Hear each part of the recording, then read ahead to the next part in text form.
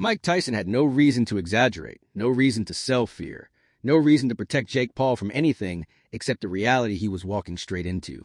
When Iron Mike issued that warning, take it serious or you're going to be greatly mistaken. The boxing world froze because for the first time in this entire circus of crossover fights, Tyson's voice didn't sound like entertainment. It sounded like an obituary being written early. And Jake Paul, smiling behind sunglasses, walking with the swagger of a man who believed the universe was on his side, just bulldozed past the warning like it was noise coming from a crowd, not a man who built a career destroying souls. Mike Tyson had seen men break. He had broken them, which is why when he looked at the Anthony Joshua fight, he didn't see a show. He saw a collision between delusion and physics, arrogance and devastation, hype and heavyweight reality. He saw a man stepping into a world he didn't belong in, and he tried to stop it. Jake Paul thought he was rewriting boxing history. Mike Tyson thought Jake was about to become history. Everything about this fight felt unreal, even in a world where influencers had become fighters, fighters had become entrepreneurs, and retired MMA legends had become stepping stones on a YouTuber's highlight reel. But when Jake Paul signed a contract to fight Anthony Joshua, a two-time heavyweight champion with nuclear power in both hands, the madness of the sport tipped into pure insanity. No weight class advantage, no novelty rules, no oversized gloves, no exhibition disclaimers. Jake Paul wanted to fight a real heavyweight, a prime heavyweight, a giant, a destroyer. And he wanted to do it live on Netflix on the biggest global stage imaginable under the bright Miami lights in front of millions waiting to see whether he lived or died. Jake called it courage. Tyson called it suicide. In the days following the announcement, the atmosphere in boxing shifted from laughter to tension. Fighters who once mocked Jake suddenly grew quiet. Analysts who cashed in on clowning him began describing the fight with clinical caution. Trainers whispered words like hospital, risk, and life-changing. Not metaphorically, literally. Because Anthony Joshua wasn't Nate Diaz. He wasn't Ben Askren. He wasn't Tyron Woodley. He wasn't Tommy Fury. He wasn't any of the names Jake had built his myth on. AJ was a real heavyweight, a disciplined, conditioned, ice-cold killer with a punch that could shut off power grids. He had fought giants, champions, Olympic medalists, and actual monsters. Jake Paul climbing into the ring with him felt like watching someone climb into a cage with a starving lion wearing a smile like it was a game. But Jake didn't see danger. He saw opportunity, legacy, shock value, his biggest moment, his impossible mountain. Mike Tyson saw a funeral bell warming up. Every promoter, every veteran, every ringside doctor, every person who had ever wrapped their hands for a real fight had one reaction. This shouldn't happen. And yet, Jake forced it into existence. He demanded the world take him seriously, and to do that, he aimed at the most dangerous man willing to cash the check. Anthony Joshua, coming off a devastating knockout, hungry for revenge against fate, saw Jake Paul as a tune-up with a $50 million bow wrapped around it. A quick rebuilding of pride. A confidence rebuild disguised as a spectacle, a payday disguised as bravery, and a kill disguised as a fight. The press conference was the first sign this wasn't entertainment to AJ. He arrived silent, eyes cold, hands clasped, body carved from discipline. Jake arrived bouncing, grinning, adjusting his chain, playing to the cameras, speaking to the internet like they were all in the room. He boasted, he taunted, he claimed destiny. And the more he spoke, the more Anthony Joshua looked at him like a scientist examining a specimen that didn't know it was already dead. The tension between them wasn't hatred. It wasn't rivalry. It was confusion from AJ, confusion at how Jake truly believed he could survive. When Jake pointed across the stage and said, "I'm knocking you out, big man," the room filled with flickers of disbelief. Even AJ blinked slowly, almost pitying him, almost sympathetic. Almost like he wished Jake would wake up before he had to wake him up permanently. But Mike Tyson didn't blink. He didn't laugh. He didn't dismiss it. He leaned into his microphone and said, "If Jake doesn't take this serious, he's going to be greatly mistaken. He needs to cancel this fight." Iron Mike wasn't predicting a loss. He was predicting disaster. Every time Tyson spoke on this matchup, his tone carried the weight of a man who knew what happened when inexperienced fighters stepped into deep waters with sharks. He had lived that world, survived it, dominated it. He knew what real heavyweight violence looked like. The thud of gloves cracking skulls, ribs splintering, consciousness evaporating, men collapsing in heaps while crowds roared with bloodlust. Jake had never fought a man who punched through guards, through gloves, through bone. But this wasn't just about danger. It was about Jake's belief, his unshakable, illogical, dangerous belief that destiny was on his side. He said Joshua was vulnerable. He said Joshua had a weak chin. He said AJ was slow now, predictable, mentally broken from losses. He watched AJ's tape and convinced himself he saw flaws. He saw openings.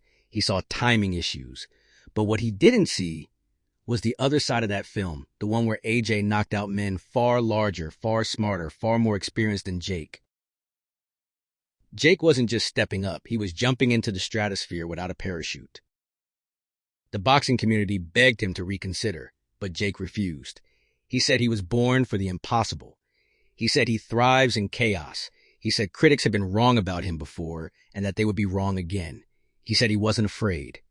But fear is never the issue. Ignorance is. And Jake was too deep in his own legend to see the cliff he was sprinting toward.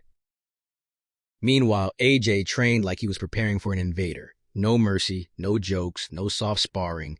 He brought in killers, heavyweights with malice in their fists, and let them throw real heat. Because he wanted simulation. He wanted realism. He wanted Jake Paul to face the most prepared version of him possible. Joshua wasn't taking a paycheck. He was taking a soul. And the world felt it. As the fight drew closer, the air tightened. Every interview, every leaked training clip, every conversation behind the scenes grew darker. Promoters whispered about medical precautions. Broadcasters lined up emergency staff. Even the Nevada State Commission expressed quiet unease. But money talks louder than safety. Netflix pushed the fight with blockbuster intensity. Miami billed it as the biggest spectacle of the year. And Jake Paul doubled down on the narrative that he was about to shock the world. But behind his bravado, behind every speech, every stare down, every dramatic quote, there was a flicker, just a flicker, of something else. Terror.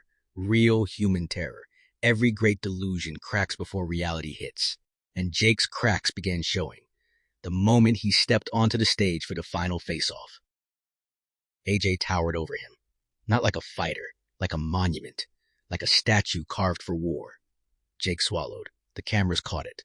And the world paused. Because for the first time, Jake Paul looked small. The night of the fight arrived with the electricity of the Super Bowl. The arena pulsed with anticipation. Celebrities flooded the front row. The lights swept across the crowd. The canvas gleamed under the spotlights. Commentators whispered with tension in their voices. And backstage, Jake Paul paced, headphones on, fists clenched, muttering affirmations to himself like spells. His team felt it. The fear was real now. No more jokes, no more hype, no more narrative. This was the moment Jake finally realized what Tyson had seen months earlier. Anthony Joshua wasn't a headline. He was a storm. When AJ walked out, the arena erupted in a wall of sound that shook the floors. He moved slow, calm, serene, like a man walking to a business meeting, not a fight. His expression didn't change. His breathing didn't change. He didn't look left or right. He kept his eyes forward, eyes locked on the ropes, the ring, the canvas where he would attempt to end the chaos Jake had created. Then came Jake Paul. The music blasted. The lights exploded. The crowd roared with excitement, curiosity, disbelief. Entertainment fueled madness. Jake lifted his arms and acted like he owned the moment. But his steps betrayed him. Shorter, tenser, sharper. He entered the ring with a smile that kept fading each time he looked at Joshua. When the referee called him to the center, AJ didn't blink. Didn't move. Didn't flinch. He stared through Jake, not at him. And Jake tried to stare back. But you can't meet the eyes of a predator when you're not a predator yourself. The bell rang. Every breath in the building stopped. Jake started fast. Not stupid, but fast. Movement, feints, jabs. He tried to work angles. He tried to create chaos. He tried to do exactly what he promised. Force unpredictability. Force hesitation. Force doubt into Joshua. But AJ didn't bite. He stalked. Slow. Patient. Calculated. His jab landed like a hammer each time it touched Jake's guard. Jake winced at every impact. The sound echoed like wood cracking. Even the commentators stopped trying to hype it. 1 minute into the round, Jake tried a right hand. AJ countered with a short left hook. Jake's legs betrayed him. His knees wobbled. His eyes blinked rapidly. The crowd gasped because it wasn't even a hard punch by AJ's standards. It was a touch, a taste, a preview of what real heavyweight power felt like. Jake backed up. AJ followed. He didn't rush. He didn't swarm. He didn't chase. He waited for Jake to make another mistake. Jake threw another right. AJ slipped it effortlessly. Then came the uppercut. It wasn't even full power, but Jake's body folded like someone unplugged his spine. He fell against the ropes, arms dangling, pupils shaking. The referee jumped in fast, not to stop the fight, but to check if Jake was conscious. He wasn't fully there. Jake staggered up, breathing heavy, trying to pretend the world wasn't tilting sideways. His corner shouted instructions he couldn't hear. His legs shook, and for the first time, the entire arena felt the seriousness of what Mike Tyson had warned about. The bell saved Jake from the knockout, but not from the truth. Between rounds, his team begged him to move, survive, survive, survive. Forget winning, forget shocking the world, just survive. But survival wasn't on the menu. Round 2 was a formality. AJ walked out with one goal, end this clean and end it early. He feinted. Jake bit. He swung wildly. AJ punished him with a right hand so perfectly timed it shut Jake's lights off before his body hit the canvas. Silence. Then screams. Then chaos. Jake Paul lay motionless, arms twitching, eyes glazed, mouth open. The referee waved it off instantly. Ringside doctors sprinted in. His team jumped the ropes, and in that moment, the spectacle stopped being entertainment. It became exactly what Mike Tyson warned about. A disaster. AJ stepped back, breathing steady, expression somber. He didn't celebrate. He didn't pose. He didn't even look proud. He looked relieved that Jake was still breathing. The arena slowly went quiet. Commentators whispered. Doctors worked. The crowd stood in stunned silence. And as Jake finally sat up, still dazed, still unaware of where he was, the camera cut to Mike Tyson sitting ringside. His face said everything. He had tried to stop this. He had tried to warn them. He had tried to save Jake from the storm. But Jake walked into it anyway. And the storm did what storms do. When Jake Paul was carried out of the ring, the world didn't mock him. They didn't laugh. They didn't cheer. They understood finally why Tyson pleaded for him to cancel the fight. Anthony Joshua wasn't just a boxer. He was a reality Jake thought he could outrun. But reality always catches up. And on that Miami night, under the bright lights and global cameras, Jake Paul learned the final truth. You can play the internet. You can play fame. You can play the villain. But you can't play heavyweight boxing. And Mike Tyson never gives a warning unless he knows the ending.